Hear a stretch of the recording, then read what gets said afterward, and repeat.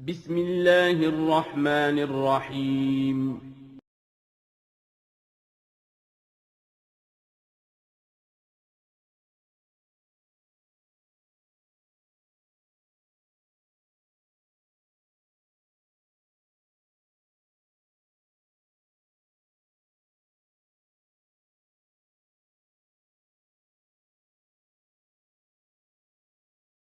Assalamualaikum warahmatullahi wabarakatuh.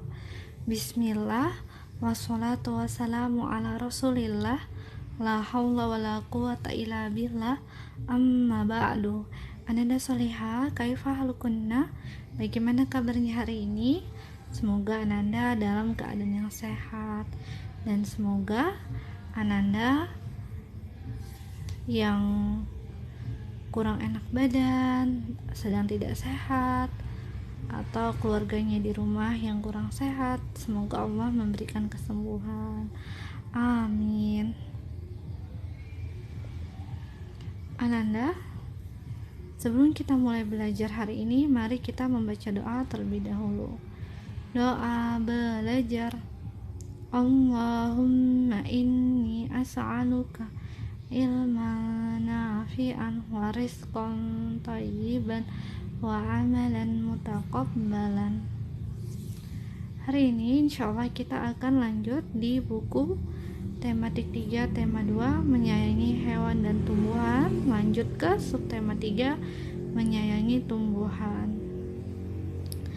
Pada hari ini kita akan belajar di pembelajaran 1, kita akan masuk ke subtema 3. Pada hewan dan tumbuhan, selain ada manfaatnya di sekitar kita, kita juga harus menyayanginya. Menyayangi tumbuhan akan kita pelajari. Untuk materinya, kita akan masuk ke materi baru. Sebelumnya kita sudah belajar mengenai karakteristik individu dalam masyarakat, kemudian gerakan memutar dan meliuk, lalu matematikanya, sifat pertukaran pada penjumlahan dan perkalian.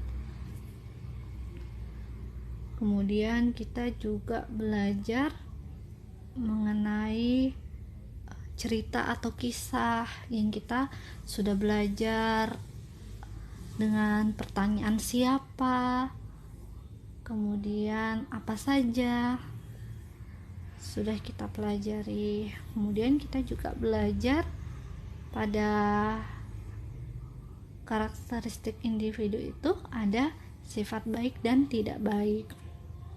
Untuk materinya, pada subtema 3 kita akan belajar wawancara, menyampaikan kembali isi wawancara. Kedua, kita akan belajar untuk matematikanya, materi baru tentang garis bilangan. Pada penjumlahan kita bisa menggunakan cara garis bilangan. Kemudian kita belajar karya dekoratif. Karya dekoratif bisa kita buat dengan bentuk gambar tumbuhan. Pertama kita akan belajar wawancara. Dengan wawancara atau tanya jawab antara satu orang ke orang yang lain, atau narasumber sebagai sumber berita dan narasumber sebagai penyampai atau yang memberikan informasi, dan orang yang melakukan wawancara yang mencari informasi. Dalam kehidupan sehari-hari kita bisa menambah ilmu atau menambah informasi dengan cara bertanya kepada orang lain. Ketika kita bertanya, kita bisa melakukan wawancara. Contohnya Melanie dan Tuti. Kalau di buku cetaknya Melanie dan Togar ya, Nanda Ustazah ganti Melanie dan Tuti. Melanie ingin melakukan wawancara kepada Tuti atau ingin mencari informasi. Tuti, aku lihat di rumahmu banyak tanaman mawar. Bolehkah aku bertanya tentang cara menanam bunga mawar? Melani ingin mencari informasi tentang tanaman mawar, cara menanamnya. Tuti yang ditanya akan menjawabnya. Tentu saja boleh. Aurora, Melani ya. Ini file Ustazah tahun kemarin. Ustazah pakai lagi. Ustazah ganti ya. Ini tentu saja boleh Melani. Kita samakan dengan buku cetaknya. Apa yang ingin kamu tanyakan? Kata Melani, apa saja yang harus dipersiapkan untuk menanam bunga mawar? Kata Tuti, pertama siapkan dulu pot bunga, kemudian media tanam, ketiga cetok, keempat air, 5 pecahan genteng, dan yang terakhir bibit mawar yang akan ditanam. Nah, ini yang harus disiapkan. Katanya pertama, katanya Tuti, pertama siapkan pot bunga, kemudian media tanam, media untuk menanamnya, kemudian cetok ini yang akan mengambil media tanam, kemudian air, pecahan genteng, tentu saja bibit mawarnya yang akan ditanam. Kata Melani, apakah semua jenis pot bisa digunakan? Bisa, akan tetapi pot yang baik adalah yang terbuat dari tembikar dan semen cor. Kalau mau memakai pot plastik, cari yang ada lubangnya sebagai saluran air. Kita dapat informasi yang kedua tentang potnya. Pot yang baik, Melani jadi tahu dari Tuti bahwa pot yang baik yang terbuat dari tembikar dan semen cor. Kalau plastik tidak apa-apa, tapi yang ada saluran airnya atau ada lubangnya sebagai saluran airnya. Melani tak bertanya, media tanam itu apa? Pertanyaan ketiga. Kata Tuti, media tanam itu tanah yang sudah dicampur dengan pasir dan pupuk kandang.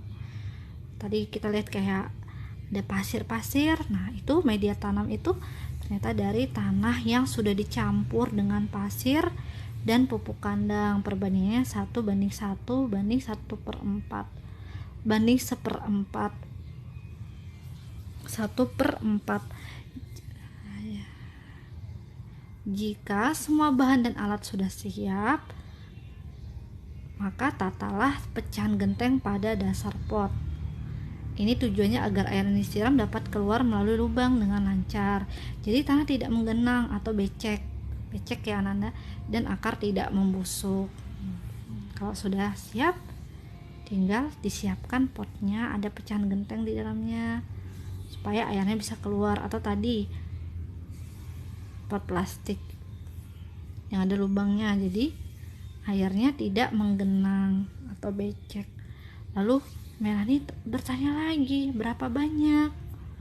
Nah, tidak usah terlalu banyak. Setelah itu masukkan media tanam sampai setengah pot, kemudian tanam bibit mawar dan uruk lagi dengan media tanam. Tekan-tekan dengan cetok agar tanah sedikit memadat sehingga batang mawar kuat saat disiram air atau terkena air hujan. Siram sampai semua tanah basah.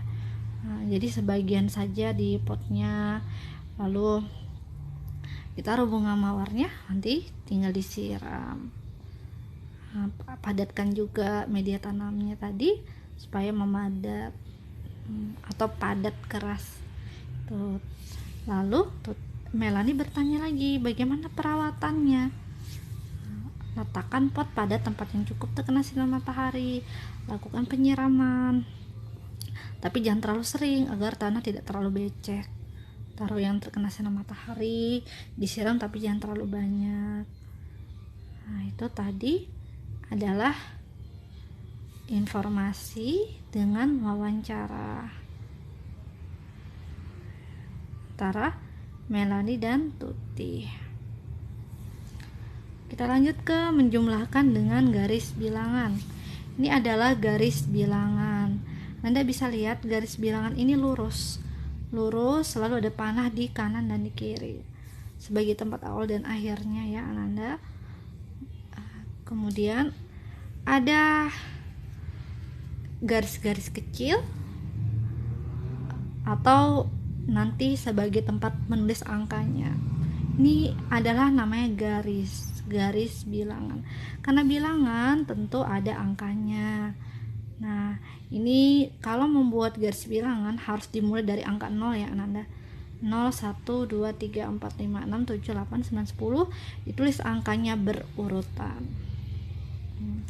Kalau ke kiri, maka angkanya semakin kecil atau bilangannya semakin kecil. Makin kecil berarti berkurang 1.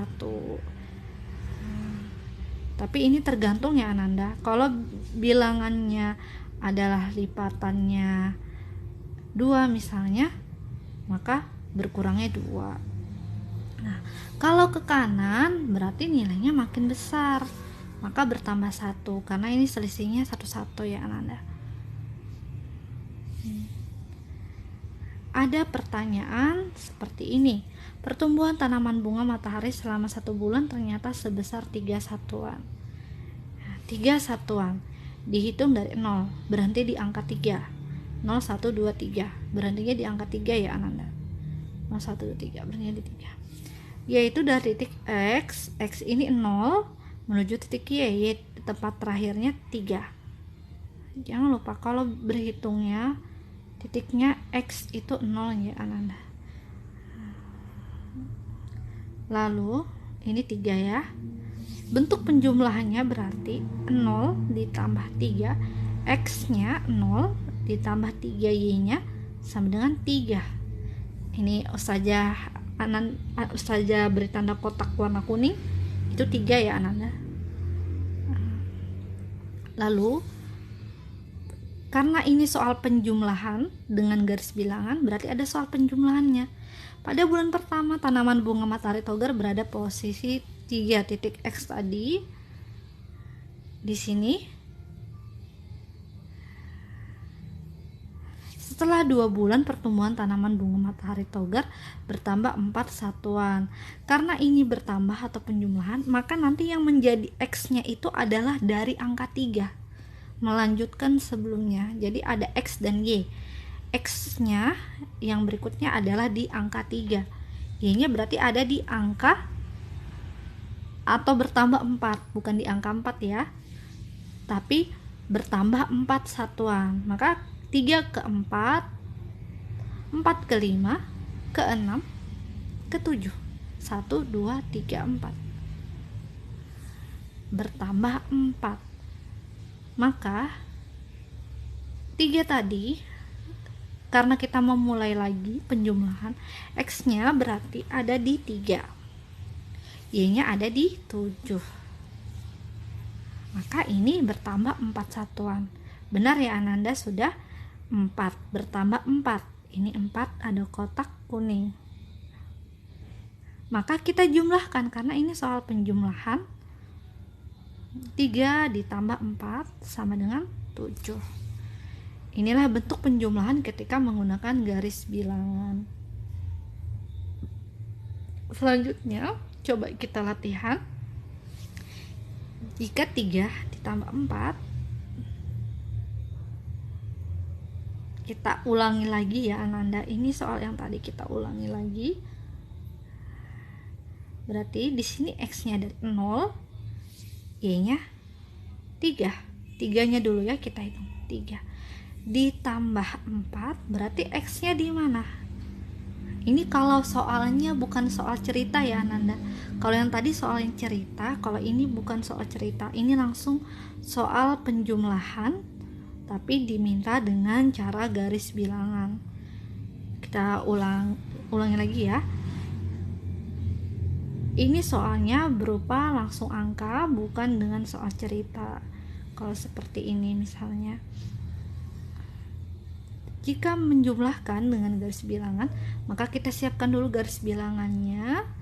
Lalu kita hitung dari 0 sampai 10. Selisih 1 ya Ananda. Seperti ini. Kemudian 3 berarti X-nya di 0, Y-nya di 3. Ditambah 4 berarti X-nya di mana? X-nya di 3. X-nya di 3. Kemudian Y-nya di 7, X nya di 3, Y nya di 7 karena bertambah 4. 3 ke 4 1, 4 ke 5 2, 5 ke 6 3, 6 ke 7 4. Berarti pas sudah 4. Nah, maka kalau dijumlahkan 3 ditambah 4, bentuk penjumlahnya adalah 3 ditambah 4 sama dengan 7. Insya Allah sudah paham ya Ananda. Nanti insya Allah akan kita ulangi lagi di pembelajaran berikutnya. Sekarang kita akan belajar menggambar motif tumbuhan. Pada karya dekoratif, kita bisa menggambar dekoratif yang dengan tujuan menggambar ini untuk menghias permukaan barang atau memperindah barang. Jadi ketika kita menggambar dekoratif, kita bisa menggambarnya juga di benda-benda Ananda. Di benda-benda tersebut kenapa kita gambar? Supaya lebih indah. Contohnya seperti ini. Ada di kain, ada di pintu, ada di dinding. Misalnya seperti ini ya Ananda. Jadi kainnya lebih indah, pintunya lebih indah, dindingnya lebih indah. Kalau jangan lupa, kalau motif dekoratif adalah motif yang ada di alam sekitar. Walaupun tidak persis sama, tapi tidak meninggalkan bentuk aslinya. Bisa kalau dibuat dengan cara yang lebih sederhana dan distilir. Nah, apa itu stilir? Menstilir artinya mengubah bentuk menjadi indah tanpa meninggalkan sifat-sifat aslinya. Ini adalah pengertian dari dekoratif ya Ananda. Jadi menggambar walaupun tidak persis sama, tidak sama tepat sama, tapi tidak meninggalkan sifat-sifat aslinya. Biasanya menggambarnya bentuknya sederhana. Menstilir ini bisa diterapkan pada gambar tumbuh-tumbuhan, hewan, dan manusia. Jangan lupa Ananda, kalau makhluk hidup di gambarnya jangan menggunakan mata ya Ananda, atau wajah. Ini adalah contoh motif bercorak tumbuh-tumbuhan dan hewan. Kalau yang di kiri Ananda lihat, yang di kiri ini adalah tumbuhan, yang di kanan ini yang hewan. 1, 2, 3, 4 tumbuhan, 5, 6, 7, 8 hewan. Nah, ini bisa kita bentuk coraknya, corak dekoratifnya. Coba Ananda lihat ada kotak-kotak putih. Nah, kotak putih ini adalah bentuk dekoratif atau motif dekoratif yang bisa kita gambar dengan inspirasi atau mengambil bentuk dari alam. Contohnya kalau yang di kanan kupu-kupu, kupu-kupunya bisa diubah menjadi gambar dekoratif seperti ini. Yang di kanannya ada kotak putih.